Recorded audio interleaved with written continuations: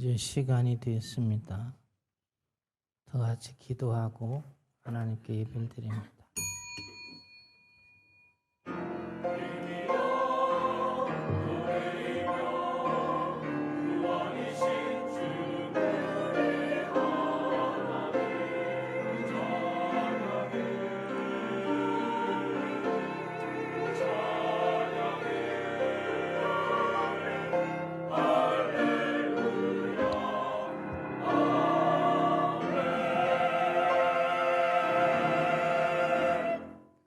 지혜를 얻는 자와 명철을 얻는 자는 복이 있나니 이는 지혜를 얻는 것이 은을 얻는 것보다 낫고 그 이익이 정금보다 나음이니라.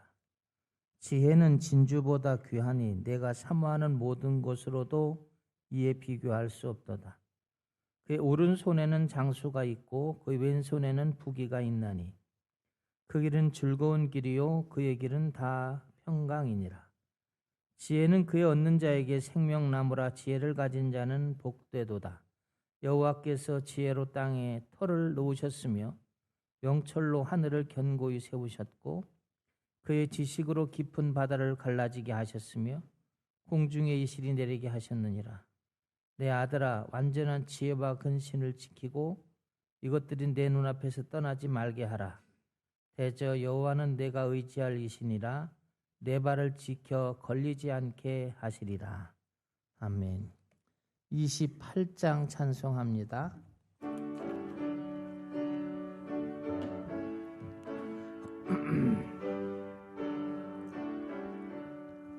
복의 근원 강림하사 찬송하게 하소서.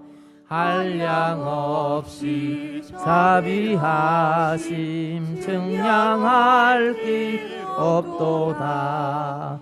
천사들의 찬송가로 나의 가르치소서. 구속하신 그 사랑을 항상 찬송합니다. 주의 크신 도움받아 이때까지 왔으니 이와 같이 천국에도 이르기를 바라네. 하나님의 품을 떠나 죄에 빠진 우리를 예수 구원하시려고 보혈을 흘려 주셨네. 주의 귀한 은혜 받고 일생 빚진 자 되네. 주의 은혜 사슬 대사 나를 주께 매소서. 우리 마음은 연약하여 범죄하기 쉬우니 하나님이 받으시고 전국인을 지소서.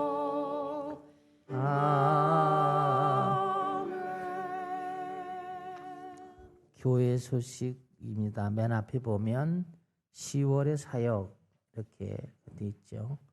10월 1일 펠로우십 데이인데 오늘 하셔도 되고요. 다음 주에 하셔도 되고 그거는 샘장님들이 사정에 맞춰서 하시면 됩니다. 10월 14일은 교회 대청소하는 날입니다. 가을 대청소. 교회에 9시 반까지 오시기 바랍니다. 10월 19일은 기흥 무료급식소 봉사하는 날입니다. 10월 21일은 연탄 배달 봉사 보아스 사역을 하는 날입니다. 29일은 창립 기념주일 감사 예배로 드리게 되고요. 29일 날 견신내 세례식이 있어요. 그러니까 준비해 주시고요. 샘별로 가을 소풍이 있습니다. 샘장님과 봄에 해보셨으니까 아시죠? 똑같습니다. 이렇게 하시고요. 모든 치유는 교회에서 하게 되고요. 그리고 모든 사역에 관한 인도는 부목사님하고 여러분이 인도를 하시면 됩니다. 기도하겠습니다.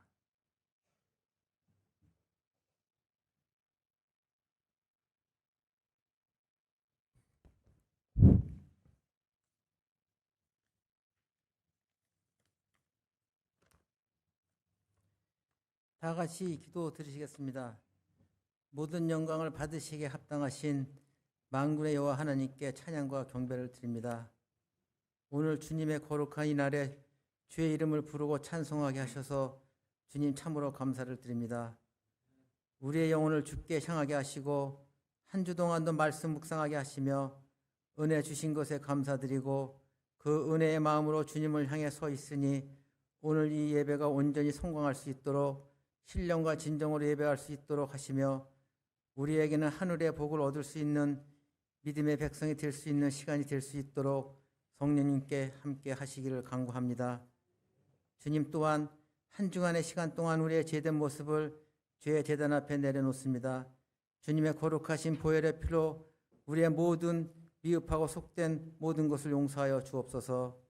특별히 지금은 추석 명절을 모든 가족이 모여 서로의 사랑을 나누고 함께하는 시간으로 지켜주셨으니 주님 이 충만한 사랑을 마음에 담아 더욱 서로 이해하고 품으며 이루어하는 주의 마음만 품게 하여 주옵소서. 주님 이제 10월의 시작입니다. 우리 교회에 이루어지는 모든 사역들 또한 기억해 주셔서 이 사역에 참여하는 모든 성도들이 하나님의 영화로움에 들 수 있도록 도와주시고 은혜로만 모든 주님의 손을 이루어 갈 수 있도록 주님 모든 준비된 사역 위에 함께하여 주시옵소서. 주님께서 진리를 알지니 진리가 너희를 자유케 하리라 라는 말씀을 기억하며 말씀으로 매일매일의 삶을 주 앞에 올려드리니 주님 우리를 말씀 안에 새롭게 하시며 말씀이 우리 삶의 기준이 되어 영화로운 주의 길을 걸어가게 하옵소서. 우리의 모든 삶의 순간 생각과 선택의 그 모든 시간들 숨 쉬는 순간까지도 주님께 맡김받는 믿음의 자녀가 되길 원합니다. 주님 언제나 저희들은 주의 도우심이 필요합니다. 주님 우리의 영혼을 강권적으로 붙잡아 주옵소서. 주님 무엇보다 사랑하는 우리 영도교 성도님들을 기억해 주시옵소서. 세상 삶에 풍랑이 일어나고 풍랑으로 인해 근심 걱정들이 있으니 주님께서 믿음으로 주님을 바라보며 이 성전에 서서 주의 말씀을 기다리며 은혜를 기다립니다. 오늘의 예배 가운데 이 풍랑이 잔잔하게 하시며 평안을 얻게 하시고 세상을 승리할 능력 주시기를 원합니다. 주님 오늘 이 예배 가운데 임재하여 주시옵소서. 주님 오늘 사랑하는 성도님들이 주의 전에 나와 주의 지혜를 말씀을 통해 은혜를 얻고자 하오니 오늘도 은혜를 회복시키시고 온전한 믿음의 주인공이 되게 하옵소서.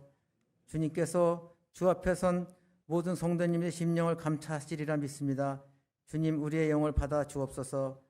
온전한 하늘의 복이 내려지는 감화감동의 시간이 되길 바라오며 우리를 은혜의 진리로 부르신 예수 그리스도의 이름으로 잠시 기도드렸습니다. 아멘.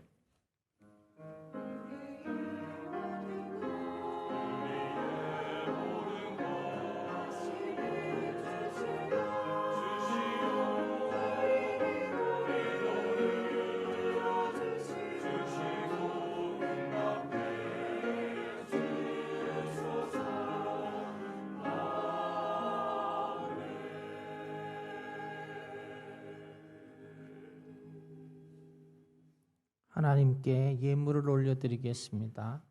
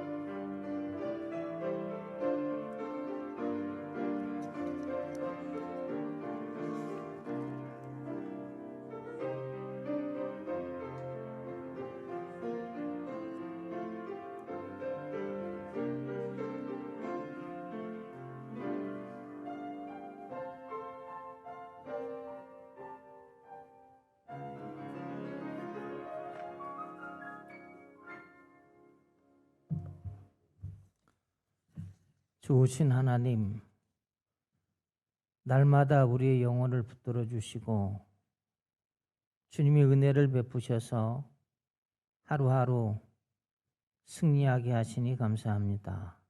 오늘도 주님 하나님의 말씀에 순종하며 온전한 11조를 드리는 이들이 있습니다. 하나님 말씀하시기를 온전한 11조를 하나님께 드리면, 나에게 드리면 내가 하늘문을 열고 축복하시겠다고 하셨고 자녀손들에게도 축복하신다고 하셨습니다. 아브라함이 그렇게 말씀을 믿고 순종했더니 하나님 말씀대로 이루어졌음을 우리가 압니다. 하나님, 사랑하는 성도들에게 아브라함의 복으로 채워주실 줄로 믿습니다. 감사 헌금을 드립니다. 하나님, 날마다 감사의 조건을 찾아 영화롭게 하시고 우리 안에 날마다 강건한 은혜와 믿음의 복으로도 살게 하여 주시옵소서. 생일 감사 헌금을 드리니 세상에 보내신 하나님의 목적을 깨달아 알 수 있도록 도와주시고 하나님의 의를 위해 살아갈 수 있도록 힘과 능력을 주시며 은혜 위에 은혜를 더하시고 믿음의 복을 주시옵소서. 건축 예물을 올려드립니다. 하늘에서 받으시고 우리가 다시 하나님 나라로 돌아갔을 때 하나님의 예물이 하나님 나라에 쓰여지며 우리가 하나님의 은혜의 복을 누릴 수 있도록 날마다 도우시기를 원합니다. 선교 예물을 드립니다. 하나님의 나라를 위해서 예물을 드리니 받아주시고 믿음을 드리니 받아주셔서 더하시는 하나님의 약속의 말씀이 이루어지게 하여 주시옵소서. 이웃사랑 헌금을 드립니다. 그리스도의 마음을 갖게 하여 주시기를 원합니다. 정한 예물을 드렸습니다. 기도 응답하여 주셔서 날마다 동행하게 하시고 나의 가는 길에 하나님이 축복하시고 인도하심을 증거할 수 있도록 도와주시고 보아스 사역을 하나님께 드립니다. 하나님의 교회를 세워주시고 우리를 붙들어 주셨습니다. 하나님을 사랑하고 이웃을 사랑하라고 하셔서 성도들이 하나님 앞에 정성으로 이 사역에 참여합니다. 참여하는 모든 이들에게 하나님의 사역에 참여했으므로 하늘의 복을 허락해 주시고 평안과 기쁨의 복을 주시기를 원합니다. 주일 예물을 드렸으니 한 주간 동안도 주의 은혜 아래서 승리하게 하여 주시옵소서. 예수님 이름으로 감사하고 기도합니다.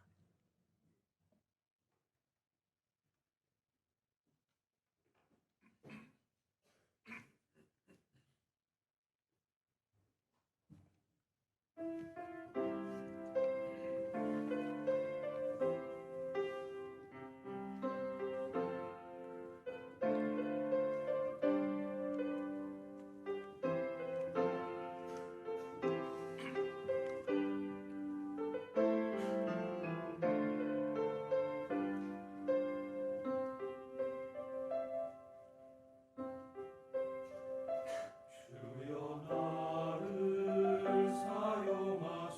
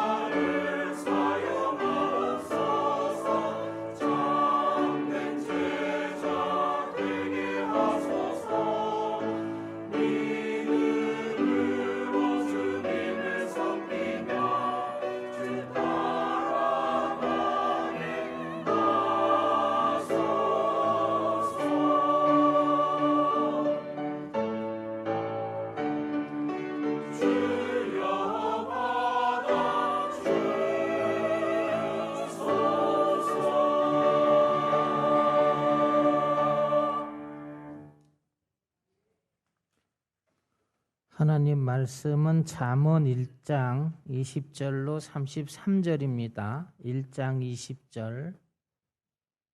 지혜가 길거리에서 부르며 광장에서 소리를 높이며 시끄러운 길목에서 소리를 지르며 성문 어귀와 성중에서 그의 소리를 바라야 이르되 너희 어리석은 자들은 어리석음을 좋아하며 거만한 자들은 거만을 기뻐하며 미련한 자들은 지식을 미워하니 어느 때까지 하겠느냐. 나의 책망을 듣고 돌이키라. 보라, 내가 나의 영을 너에게 부어주며 내 말을 너에게 보이리라. 내가 불렀으나 너희는 듣기 싫어하였고 내가 손을 폈으나 돌아보는 자가 없었고 도리어 나의 모든 교훈을 멸시하며 나의 책망을 받지 아니하였은즉 너희가 재앙을 만날 때 내가 웃을 것이며 너희에게 두려움이 임할 때 내가 비웃으리라. 너희의 두려움이 광풍같이 임하겠고 너희의 재앙이 폭풍같이 이르겠고 너희에게 근심과 슬픔이 임하리니 그때 너희가 나를 부르리라. 그래도 내가 대답하지 아니하겠고 부지런히 나를 찾으라. 그래도 나를 만나지 못하리라. 대저 너희가 지식을 미워하며 여호와의 경외하기를 즐거워하지 아니하며 나의 교훈을 받지 아니하고 나의 모든 책망을 업신여겼음이라. 그러므로 자기 행위의 열매를 먹으며 자기의 꾀에 배부리리라. 어리석은 자의 태보는 자기를 죽이며 미련한 자의 안일은 자기를 멸망시키려니와 오직 내 말을 듣는 자는 평안히 살며 재앙의 두려움이 없이 안전하리라. 이제 잠언을 여러분 읽으시죠, 그렇죠? 잠언을 이제 앞으로 쭉 읽어 가시게 될 텐데, 잠언은 이스라엘 왕이었던 솔로몬의 글로 되어 있죠.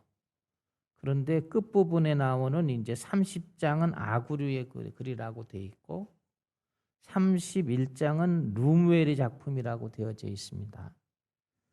열왕기상 4장 32절에 여러분이 읽어보신 말씀인데 솔로몬은 하나님에게 지혜의 은사를 받은 왕이죠.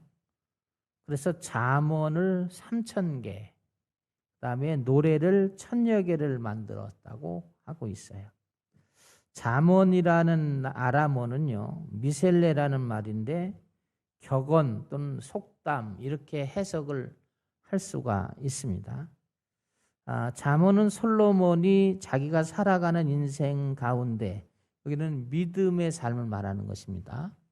가운데 터득한 경험을 중심으로 해서 성공적인 삶을 살아가는 일에 교훈을 얻은 것들을 이제 모아서 남긴 책이 잠언입니다. 잠언은 하나님을 경외하는 믿음의 생활을 핵심으로 하고 있어요. 신앙생활은 우리에게는 삶의 지혜를 주시는 하나님의 말씀이 중요합니다. 잠언이 어떤 책이냐를 이제 잠언을 시작할 때 딱 규정을 하고 시작을 하거든요. 그것이 잠언 1장 2절 이하에 이 책이 어떤 내용의 책인지를 기록을 하고 있습니다. 이는 지혜와 훈계를 알게 하며 명철의 말씀을 깨닫게 하며 지혜롭고 의롭게 공평하게 정직하게 행할 일에 대해서 훈계를 받게 하며 어리석은 자로 슬기롭게 하며 젊은 자에게 지식과 근신함을 주기 위한 것이니 지혜 있는 자는 듣고 학식이 더할 것이요 명철한 자는 모략을 얻을 것이다. 이렇게 시작하죠. 잠언의 말씀은 뭐라는 거예요? 하나님의 지혜의 말이다. 그렇게 얘기를 합니다.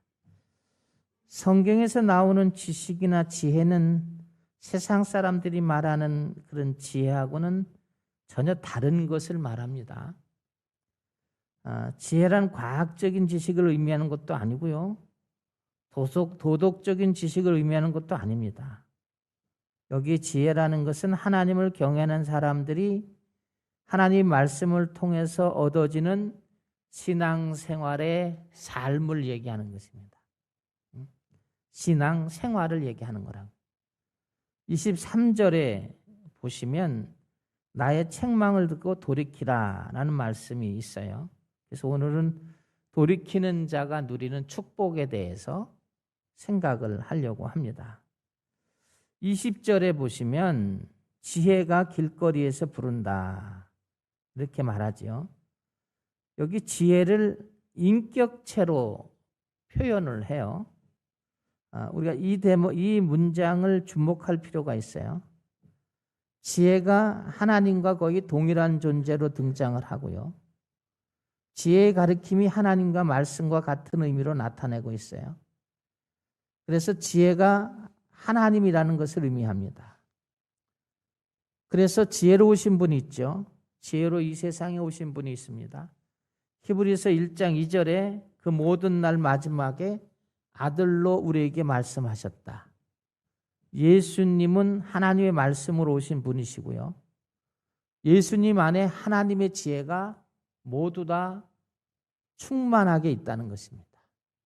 골로새서 2장 3절에 보면 그리스도 안에는 지혜와 지식의 모든 보화가 감춰져 있다 이런 말씀이 있어요. 하나님의 지혜는 사람들의 지혜와 다릅니다. 사람의 지혜는 육신적인 것이고 또 세상적인 학식이고 지식이지요. 그래서 이들의 대개 지혜는 대개 연구를 통해서 이르는데 이 지혜의 근본은 합리적인 지혜입니다. 합리적인 것입니다. 세상의 모든 사람들은 이 합리적인 지혜를 얻기 위해서 많이 노력을 합니다. 그리고 이 합리적인 지혜를 많이 가진 사람들을 높이 평가하고 인정하는 세상이 되지요. 그래서 세상에는 두 가지의 학문이 있습니다. 그래서 우리가 이 두 가지를 다 병행하기 때문에 되는 사람이 있고 한 가지만 하는 사람이 있죠. 그래서 한 가지는 필연적이죠. 세상에 살아가면 100일 되면 개나리 보찜을 지고 어린이집에 갑니다. 거기서 내 어머니와 떨어지는 상처를 받죠. 그렇죠? 그래서 이제 이 아이들이 지금 길거리 지나가다 기분 나쁘다고 칼로 푹 찌르는 거예요. 정서가 불안하다는 거예요. 부모가 엄마가 해줘야 될 사랑을 못 받고 자랐거든요. 남의 어머니 밑에서 자란 아침에 갔다가 저녁까지 그 집에 있다 오는데 엄마는 기다리는데 오지 않고 카페에 가서 돌아다니면서 희희낙낙하고 그렇죠? 다 그렇다는 건 아니에요. 일부가 그렇다는 거죠. 일부가. 그러다 보니까 이 아이들이 그거를 바탕으로 해서 지혜를 얻게. 그러면 얻은 지혜가 뭐죠? 안에 분노, 사랑의 결핍, 그리고 분리되는 아픔 이런 걸 갖는다고요. 그렇죠? 그리고 이제 학교를 가면 세상 지혜를 얻기 시작하죠. 공부라는 거예요. 이게 공부. 지혜를 얻기 시작합니다. 이 지혜는 세상적 지혜고 그리고 육체적 지혜다. 이렇게 말을 해요. 이 지혜가 극도로 발달을 하게 됐어요. 요즘은 이제 로봇을 만드는 시대가 됐고요. 그리고 이제 미국의 과학자들이 로봇을 더 발전을 시키려고 하는데 의문이 있다는 거예요. 뭐냐 그랬더니 이거를 하드웨어를 컴퓨터를 집어넣어 놓으면 모든 자료를 입력해 놓으면 어떠면 인간보다 더 똑똑해질 수 있다. 인간을 지배할 수 있는 거 아닌가 그런 걱정이 있다는 거예요. 그런 걱정이 있다는 거예요. 자기들이 만들어 놓고 자기들이 걱정을 해요. 인간 지혜의 끝을 보여주는 것입니다. 우리는 그것을 늘 잘해야 되고 잘하고 싶고 그런 데서 자라왔어요. 그래서 그걸 잘하는 사람을 높이 평가해 줍니다. 이런 것들이 하나 있고요. 또 하나는 하나님을 아는 지식이 있어요. 근데 이 세상에는 그런 지식이 아무데도 없고 성경책에만 있어요. 성경책. 그래서 성경을 보면 하나님을 만나는 방법을 성경엔 세 가지로 설명을 합니다. 하나는 성령을 통해서 만난다. 여기서 분명히 선을 긋습니다. 인간의 교육, 사람이 교육으로 사람이 변할 수 있는가? 없다. 그것이 성경의 이야기. 예수님을 뭐라고 부르면 랍비어 이렇게 불러요. 선생님이라는 말이에요. 훌륭한 선생님이라는 말이에요. 제자들이 3년 동안 교육을 받았잖아요. 그렇죠? 선생님에게 하늘나라의 지식을 배웠다고요. 그런데 이들이 이 지식의 한계가 어디 있냐면 자기가 손해보고 자기가 죽음에 이를 지경이 되면 다 버린다는 거예요. 지금도 이런 사람들이 교회에 많습니다. 내가 조금 피해보면, 내가 좀 불편하면, 하기 싫으면, 내가 마음에 내키지 않으면 안 해버리면 되거든요. 예배도 안 드려도 되고, 그죠? 기도 안 해도 되고, 성경 안 읽어도 되고. 그러니까 하나님 앞에 헌신하는 거는 너무 부담스럽고. 그죠? 이런 사람은 몸뚱이는 교회를 다닌다고 하지만 그의 영혼은 암이 피폐되어 있는 거예요. 그런데 제자들이 그랬단 말이에요. 그래서 베드로가 대박 났었단 말이에요. 어부인데, 그죠? 그러다가 예수님이 고난당할 때 다 도망갑니다. 배신합니다. 다 도망가죠. 그리고 사도행전에 가면 이들이 예수님 말씀이 기억이 나. 마가의 다락방에서 기도하다가 성령을 받고 하나님이 계시구나 알게 돼요. 그 다음에 그들의 인생 12제자는 모두 순교로 끝납니다. 이거를 비신앙인들은 예수 가스라이팅이라고 부릅니다. 그렇게 세상을 떠나요. 온전히 세상을 떠난 제자가 하나도 없어요. 다 순교합니다.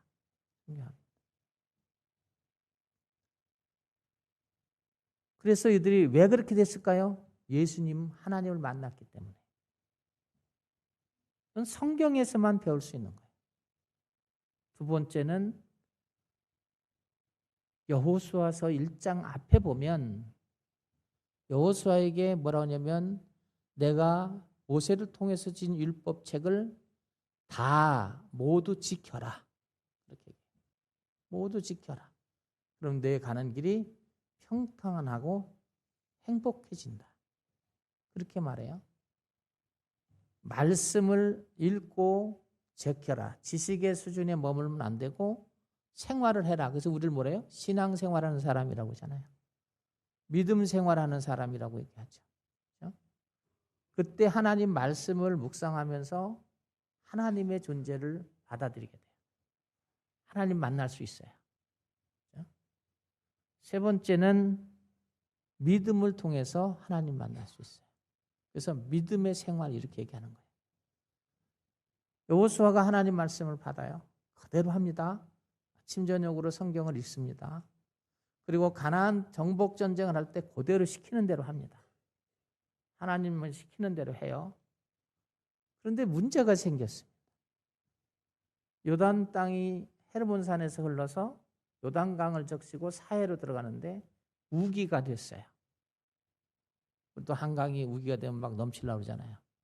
근데 하나님이 뭐라고 하냐면 제사장들 보고 법궤를 메고 요단강을 먼저 지나가라는 거예요. 아니 요단강은 십계명 돌판 2개하고 만나 항아리하고 아론의 쌍난 지팡이 뭐 지팡이야 물개가 안 나갔지만은 십계명은 여러분 비석 들어보셨어요? 비석 못 든다고 해요. 그거를 메고 가는데 그걸 맨 제사장이 먼저 가라는 거예요. 그런데 성경은 뭐라 하냐면 그렇게 합니다. 여호수아가 잘 말씀을 가르쳤다는 거예요. 믿게 했다는 거예요. 또 이스라엘 이 광야 생활하면서 하나님을 믿게 되었다는 거예요. 그래서 요단강에 들어가니까 요단강이 딱 그치고 맨 땅처럼 건너갑니다. 믿음은 기적을 낳습니다. 그럴 때 하나님이 계신 걸 알게 되고 하나님 만나게 돼요. 이 세 방법 외에는 하나님을 만나는 방법이 이 세상에는 없습니다. 그러니 우리가 왜 고민하게 되나요? 세상에 어려서부터 학교 가서 쭉 배우는 세상의 일들이죠. 세상 학문들이에요. 그게 지금 얘기하는 생명복제. 그죠? 그래서 우리는 지겹게 살 수 있다. 조금만 더 버티세요. 과학이 발달하면 우리가 병 없이 살 수 있는 세상이 온다는 거예요. 과학자들의 이론이에요. 근데 모르는 게 있어요. 그렇게 발달해서 세월이 된다라도 오늘 성경의 끝부분에 나오지만 하나님이 하시는 일을 인간의 지혜로는 알 수 없어요. 그러나 징조로는 알 수 있어요. 징조는 알 수 있어요. 고대 유적지인 이슬람 사원이 순식간에 무너집니다.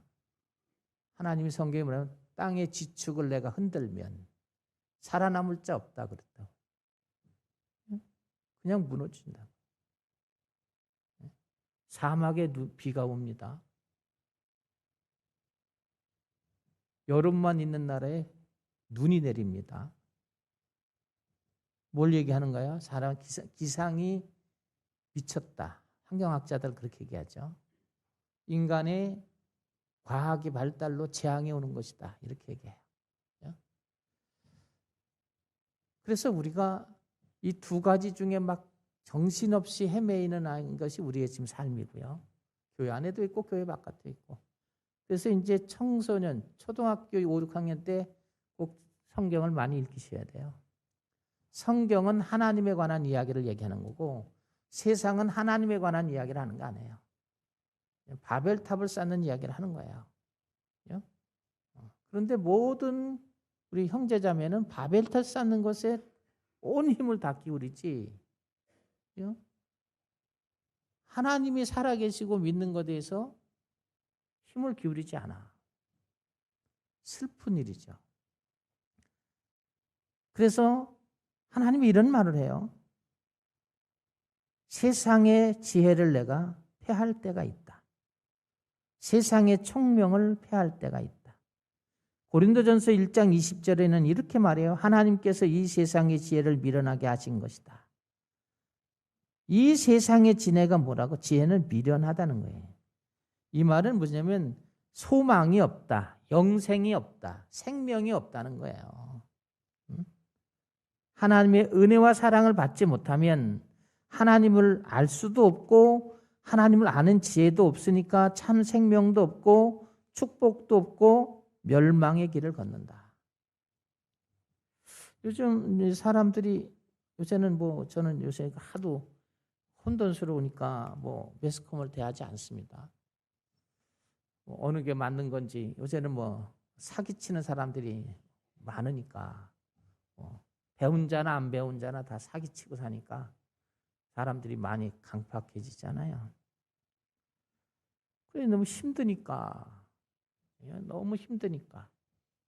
사람들이 그냥 젊은이나 늙은이나 그냥 죽으면 그만이지. 그리고 생명을 끊어요. 이들이 모르는 게 있어요. 내가 하나님의 자녀가 되어서 세상을 사는 날까지 살아야 되거든요.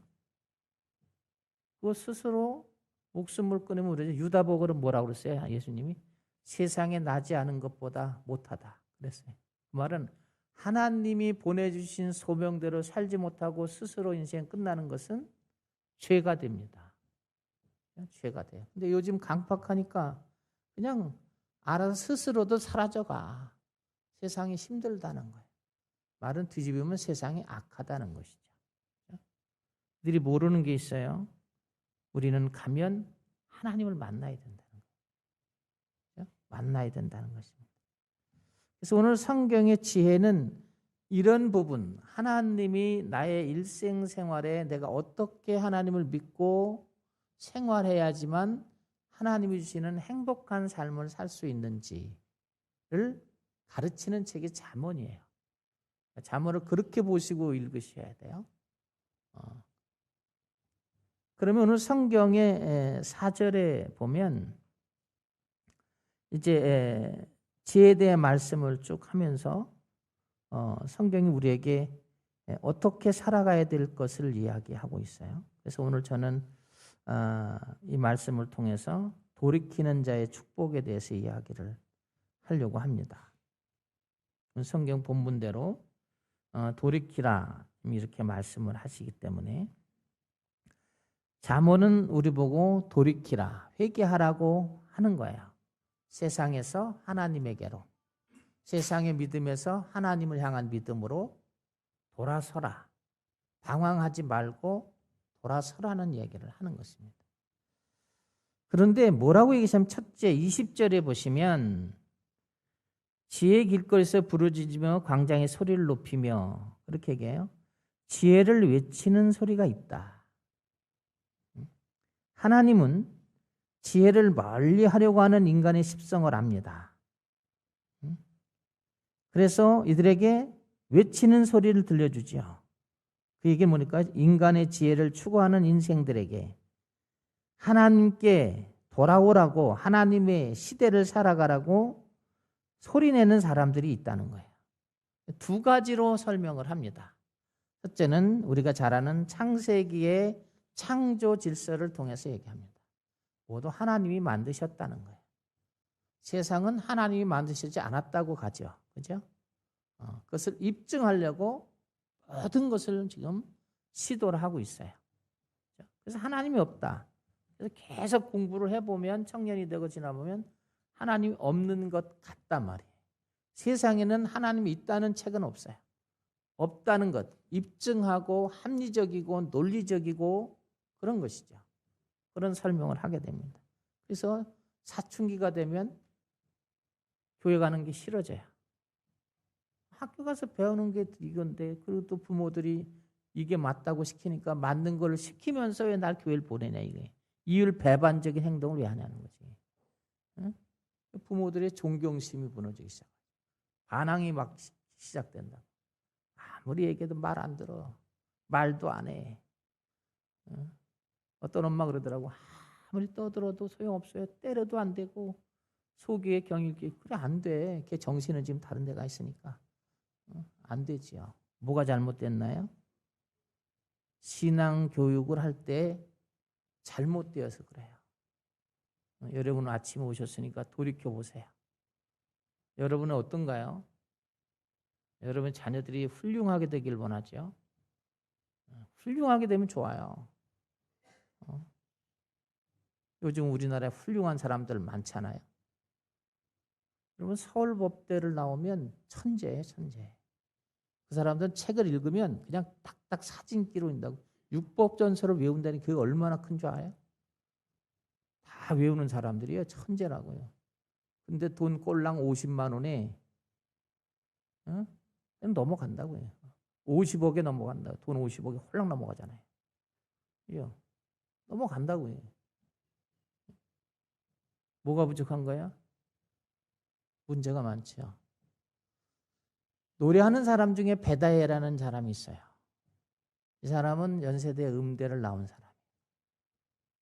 남편은 카이스트를 나온 공대생이에요. 이름은 기억이 좀 나지 않아요. 노래도 부르고 뭐 이래는 사람이에요. 시아버지는 울산대학교 총장이에요. 과학대학 총장이에요. 얼마나 똑똑해요? 베다의 아버지도 서울공대를 나온 사람이에요. 시아버지도 서울공대를 나온 사람이에요. 세상에서 이런 집이 어디 있어요?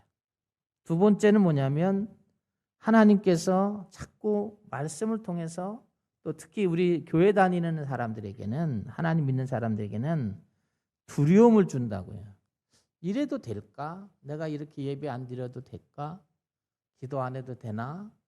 하나님 앞에 내가 부름받아 일을 해야 되는데 헌신 안 해도 되나? 이런 생각이 스쳐 지나간다고 자꾸. 그걸 하나님이 경종이라고 하는 거예요. 다른 말로 은혜라고 하는 거예요. 아들아, 딸아, 그러면 안 돼. 그러면 안 되고 이렇게 해야 되지 않니? 자꾸 이야기를 한다고요. 저도 그렇고 여러분도 그렇죠. 그런데 하나님이 계시는 것은 아는데 마음에 두기를 싫어하면 그게 신앙이 생활이 되지도 않아요. 예배 가기 싫은데 어떻게 생활이 되겠어요?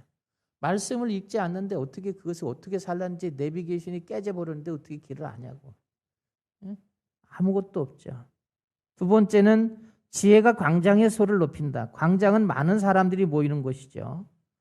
전도를 합니다. 복음이 전파되는 것이죠. 이게 바로 교회의 사명이고 우리의 사명이죠. 그렇죠? 우리는 복음을 전해야 돼요. 말로도 해야 되고 또 아니면 처음 믿는 사람은 말로 해서는 안 되죠. 지금은 기독교인이 너무 타락해 있으니까 돈이면 다 되니까. 그렇죠? 지금은 섬김으로 보여주는 거죠. 향기와 빛과 소금의 역할을 해야 돼요. 근데 쉽지 않아요. 정말 오랜 시간을 해야 돼요. 그런데 여러분 복음은 코로나 같아요. 전염성이 심하게 빨라요. 한 사람에게 전파되면 그것이 기하급수적으로 늘어요. 계속 늡니다. 지혜의 소리는 또 어떡합니까? 길거리 모퉁이에서, 성문 어귀에서, 성중에서 나온다는 거예요. 예수님의 제자들이 뭐라고 얘기죠? 내가 너희에게 어두운 데 이르는 것을 광명한 데서 말하며 너희가 귓속으로 듣는 것을 집 위에 전파하리라, 그런 말씀을 해요. 지혜의 외치는 이처럼 쉽지 않고 훤한 길, 그리고 성문 어귀, 길거리, 광장에서 쉴 새 없이 전파된다. 그게 이제 새말까지 되어지겠죠. 우리가 살아가는 이유도 이 지혜를 외치는 거예요. 지혜를 외치고 복음을 전하고, 하나님이 살아계시면 성경에서만 배울 수 있어요. 성경을 읽지 않고는 알 수 없어요. 들은 것으로 그냥 풍어는 울을 수 있는데 믿음이 체험이 안 되기 때문에 하나님이 살아계신지 확신이 안 돼요. 이제 그러면 이제 그렇대더라 이런 얘기 많이 하죠. 그렇죠? 그리고 세상에서 문제가 발생하면 세상에서 문제가 발생하는 걸 그 사람이 어떻게 해결하는 걸 보면 그 사람이 지혜의 사람인지 아닌 줄 알 수 있어요. 믿음으로 이 얘기를 해결하려고 하는 사람 믿음이 있는 거고요. 저 사람 저렇게 했는데 저거 정말 말이 안 통하네. 저 사람은 정말 이상하네. 세상에 이런 거 아닙니까? 라고 얘기하는 사람은 본인이 지혜의 사람이 아니라는 거예요. 세상에 많이 빠져 있어요. 그런데 뭘로 나타나면 자기의 온도계라고 늘 그러잖아요. 자기의 영혼이 갑갑함을 느껴요. 또 하나는 삶이 뒤틀어져 가요. 아무리 노력해도 안 돼요. 하나님이 닫으면 열 자 없고 하나님이 열으면 막을 자 없다고 했어요.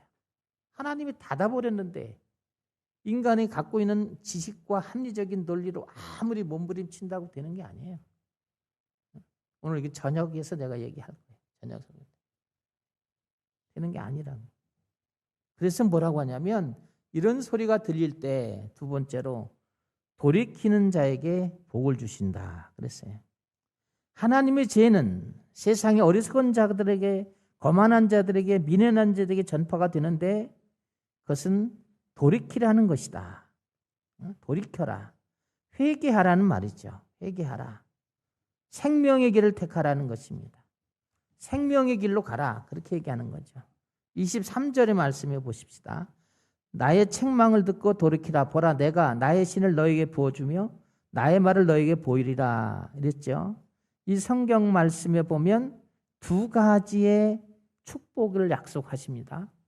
하나는 회개하는 자에게 첫째는 나의 신을 주신다 그랬어요. 사도행전 2장 38절에 너희가 각각 회개해서 각각 예수 그리스도의 이름으로 세례를 받고 죄사함을 얻으라. 그러면 성령을 선물로 받으리라. 성령, 능력, 생명을 받는다는 거예요. 그리고 우리가 영생의 복을 받은 거죠. 세례 받고 할 때 우리가 영생의 복을 받아 구원 얻은 거잖아요. 그죠? 두 번째는 뭐냐면 나의 말을 너에게 보이리라 그랬어요. 말씀대로 이루어진다는 뜻이에요. 여호수아처럼 말씀대로 이루어지는 삶을 사는 기쁨과 평안이 있다. 그렇게 이야기를 해요. 그래서 우리가 돌이키는 자는 하나님의 축복이 있어요. 그래서 오늘 여러분 한번 여러분 중심을 보시고 돌아가시는 결단하는 이 아침이 되기를 축원합니다. 돌아가셔야 돼요. 세상과 하나님에서 방황하지 말고 아무리 열심히 해도 안 됩니다. 하나님이 허락하지 않으면 안 되는 거예요. 하늘에 나는 새도 들에 피는 백합화도 하나님이 허락하셔야 되는 거라고요. 저는 목사 안 하려고 얼마나 제가 농땡이 폈는지 몰라요. 건들거리기도 하고, 그죠? 도망도 다녀보고 별짓 다 했다고요.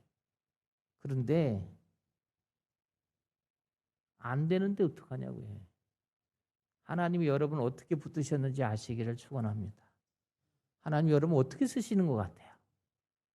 거기에 맞춰가면서 살면 축복의 삶이 돼요. 이미 하나는 받았잖아요. 영생의 축복은 받았습니다.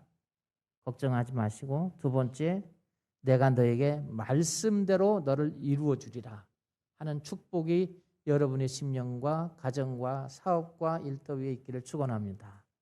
예, 그래서 성경은 자꾸 읽으라는 거예요. 잠언도 그래서 읽으라는 거예요. 마지막으로 돌이키지 아니하면 그러면 어떻게 되냐? 심판이 있으리라. 24절에 보시면 말씀의 지혜자의 외침을 듣고도 돌이키지 않은 자들에 대해서 하나님이 뭐라고 하죠? 재앙을 얘기한다 그래요.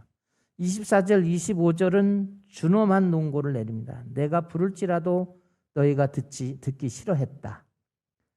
그래서 하나님이 간절히 부를 때 부르심을 외면하는 사람들이 많아진다는 거예요. 듣기 싫고 귀를 막습니다. 다음에는 내가 손을 펼지라도 하나님의 손을 붙잡지 않는다. 그래서 주님께서 마지막으로 당신 아들 예수님을 세상에 보내셨는데 하나님의 사랑으로 우리를 품으셨는데 사람들은 예수님을 십자가에 못 박았습니다. 사랑을 받아들이지 않았습니다. 그죠? 지금도 그것은 우리 마음에서 영적인 싸움으로 계속 그렇게 되고 있죠. 25절에 보십시다. 그들은 도리어 나의 모든 교훈을 멸시하며 나의 책망을 받지 아니했다. 그래서 순종하지 않았다. 회개하기를 싫어했다. 그렇게 얘기합니다. 그럼 하나님이 이런 사람을 어떻게 하시겠냐? 26절에 보시면 이런 사람을 이렇게 하신다는 거예요. 너희가 재앙을 만날 것이다. 하나님의 사랑을 거역하고 교훈을 멸시하면, 하나님의 회개를 싫어하면 재앙을 내린다는 거예요. 근데 신앙에는 두 가지가 있어요. 하나님이 주시는 재앙이 시련과 연단으로 주는 게 있어요. 그것은 좋은 결실을 맺고 축복이 됩니다.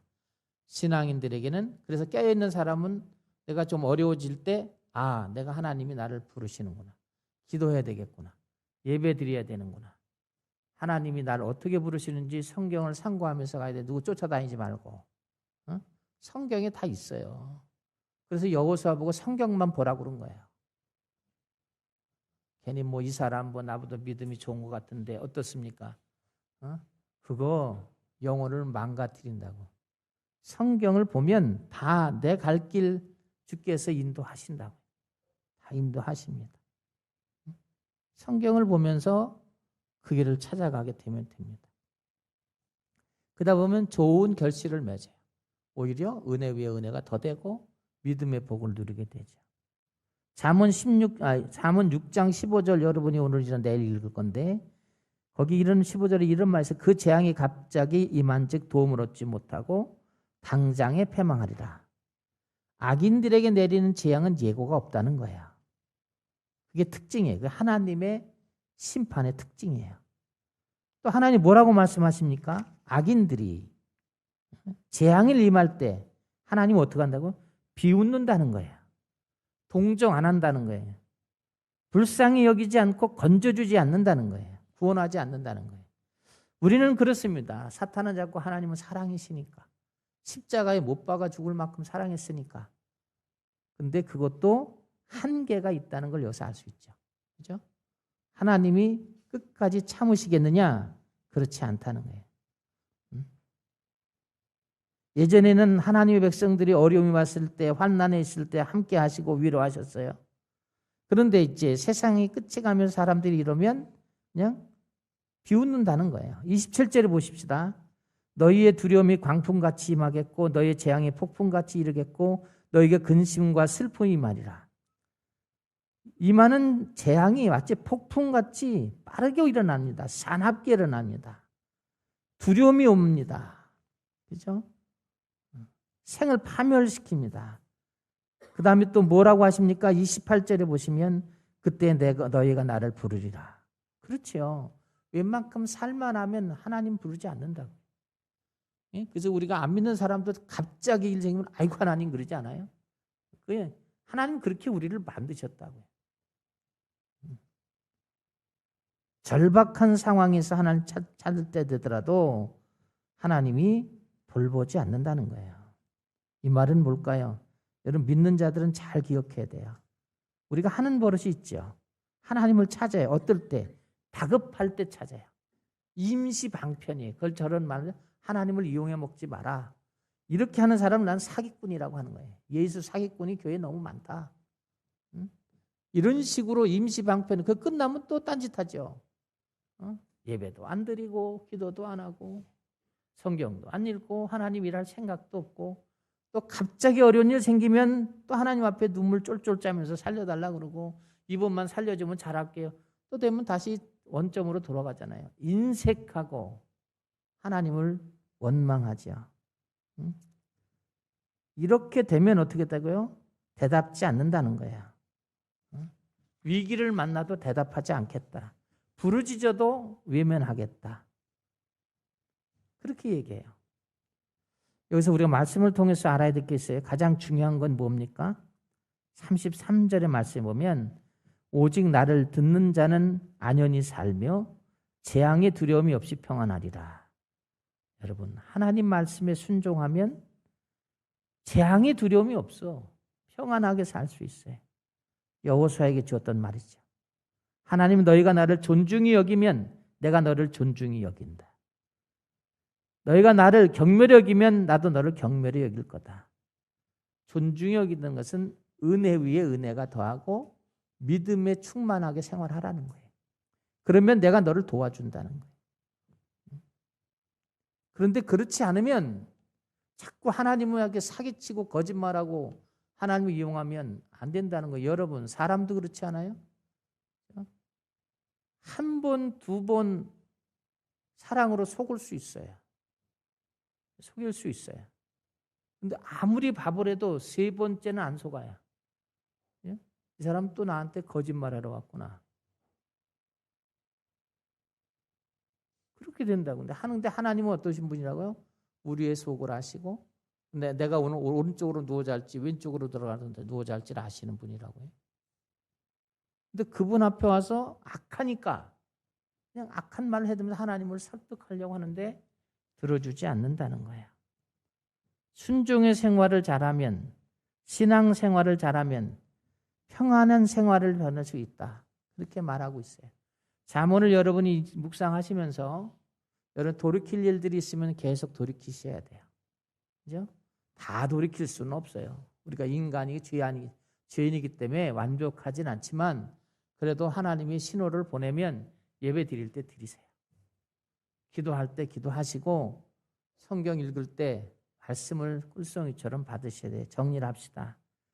하나님은 세상 말까지 당신의 말씀을 외치도록 한다는 거예요. 외치도록 한다. 그리고 그 말씀을 통해서 돌아오라고. 원래 창조의 질서에대로 돌아가라는 거예요. 온 인류가 하나님 만든 창조의 질서로 돌아가라. 그렇게 말해요. 그렇지 않으면 심판이 이 말이다.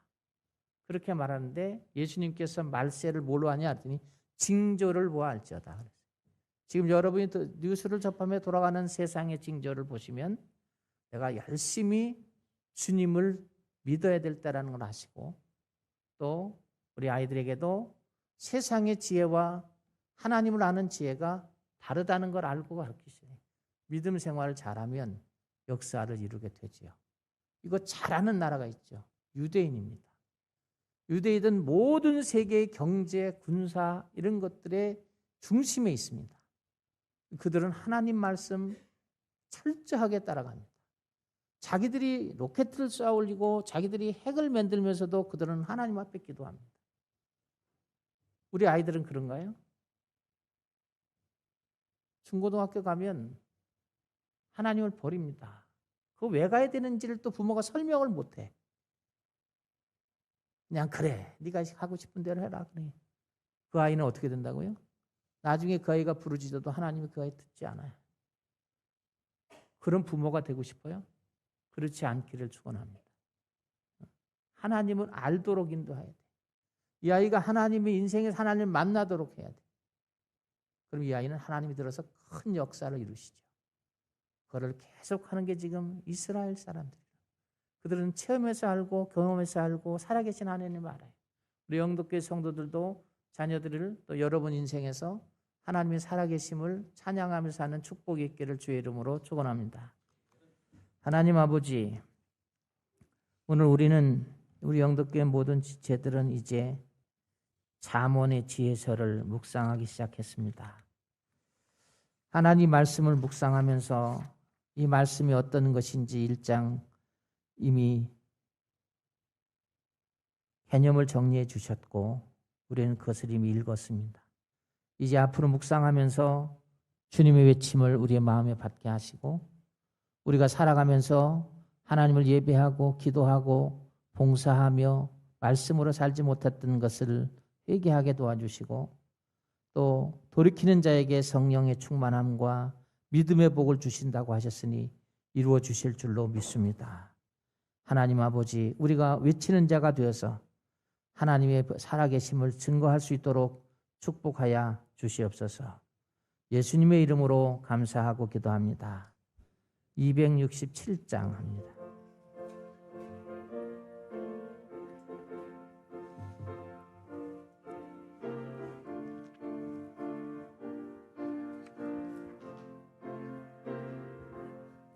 주의 확실한 약속의 말씀 듣고 주만 믿으면 구원을 얻으리라. 할렐루야 할렐루야. 내가 예수를 믿어 그의 흘리신 피로 내 죄 씻었네. 할렐루야 할렐루야. 내가 예수를 믿어 그의 흘리신 피로 내 죄 씻었네. 나의 갈 길이 험하고 위험하나 항상 예수의 도우심 믿고 가네.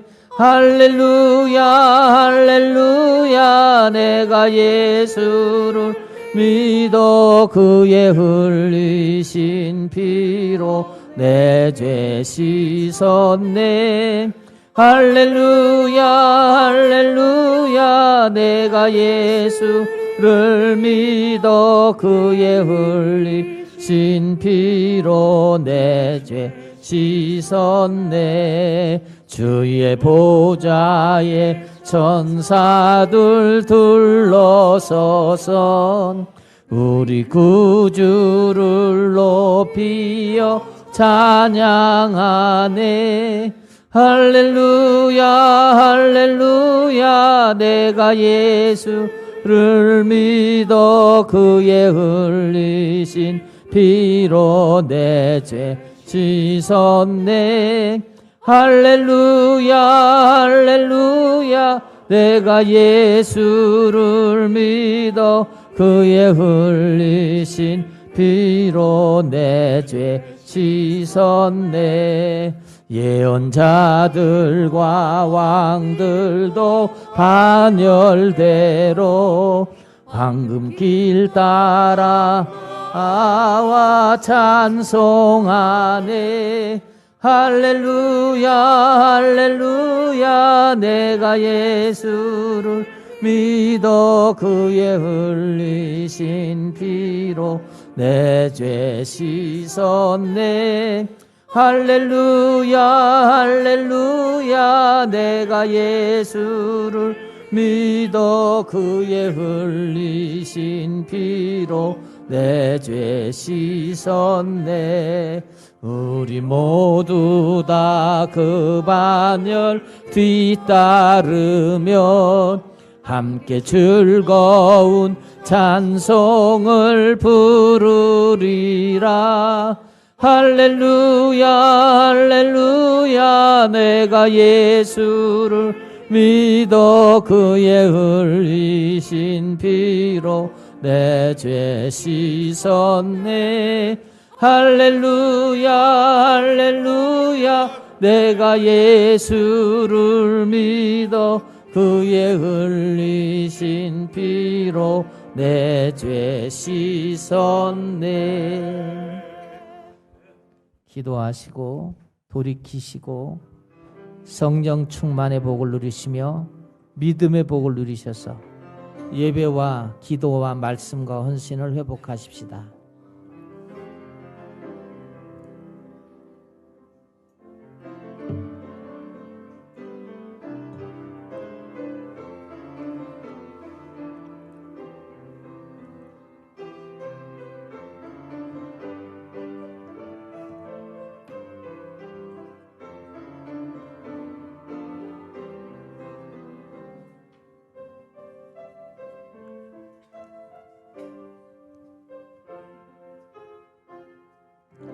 이제는 십자가에서 우리의 모든 죄를 소멸하신 우리 주 그리스도의 은혜와 당신의 아들을 세상에 보내셔서 사랑의 손길을 내미시고 우리를 품으시는 하나님의 세말까지의 사랑하심과 성령의 교통 역사하심이 하나님 말씀을 듣고 묵상하는 가운데 우리 영독교 모든 지체들이 하나님의 영이 충만해지고 하나님의 믿음의 복을 누리는 승리의 사람이 되어 하나님 앞에 성에서도 세상에서도 하나님의 살아계심을 증거할 수 있는 날마다의 생활이 될 수 있도록 붙들어 주시기를 간절히 축원하옵나이다.